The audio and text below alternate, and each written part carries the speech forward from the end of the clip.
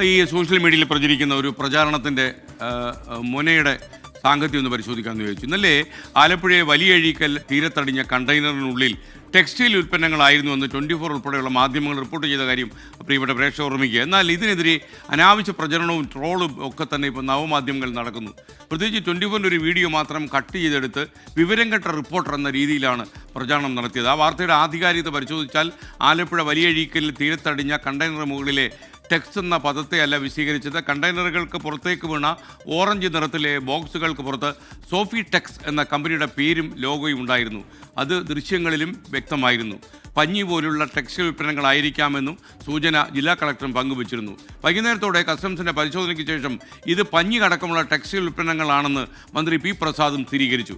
യഥാർത്ഥത്തിൽ മുങ്ങിയ കപ്പലിൽ നിന്നുള്ള രാസവസ്തുക്കൾ തീരത്തേക്ക് എടുക്കുന്നു എന്ന വലിയ ആശങ്കയ്ക്കിടയിൽ തീരജനതയ്ക്ക് ആശ്വാസം പകരുന്നൊരു വാർത്തയാണ് ഞങ്ങളുടെ ആലപ്പുഴ പ്രതിനിധി മനീഷ് മഹിബാൽ പങ്കുവച്ചത്. അതിനെതിരെയാണ് വിനീഷ് കുടിയേരിയെ പോലെയുള്ള ചില ആൾക്കാർ കാലിളകി വന്നത്. അത് ഞാൻ അത്രേ പറയുന്നുള്ളൂ. വിനീഷേ.